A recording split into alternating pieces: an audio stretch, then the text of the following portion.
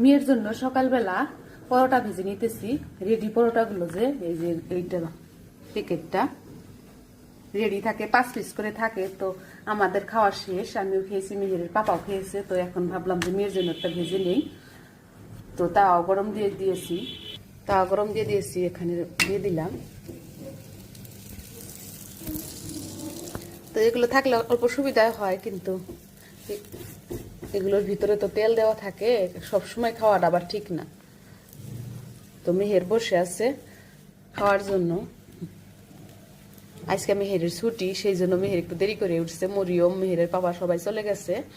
তো এখন মেহের উঠলো, মেহেরকে খাবার দিতেছি। চা দিয়ে খাবে মেহের পরোটাটা।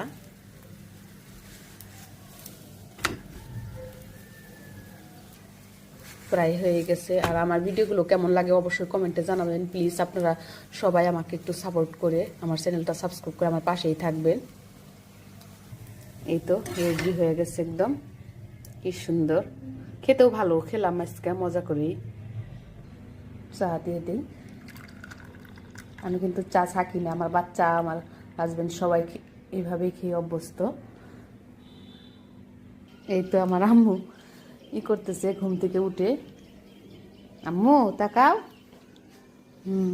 তো এখন রাখো, খেয়ে নাও, তারপর আবার করবে। হ্যাঁ, ওকে। গোলাপ ফুল এঁকেছে, গোলাপটা আঁকানো শেখাও তো আন্টিদেরকে, দেখি কিভাবে আঁকাও তুমি।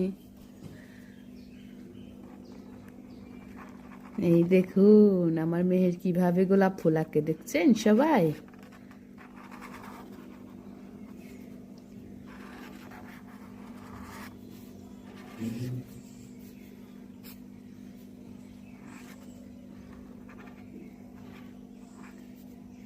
এটা কার থেকে শিখছো মা?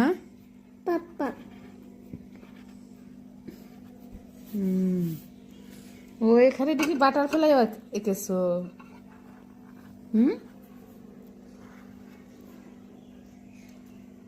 মাথা উঁচু করো, ওইদিকে জালনা তো মেহেরের সামনের দিকে দেখা যাচ্ছে না, একদম কালো হয়ে যাচ্ছে, ঘোলা হয়ে যাচ্ছে। তো আম্মা চা খেয়ে নাও, পরোটা ঠান্ডা হয়ে যাবে বাবা। গন্ধ বেরোচ্ছে।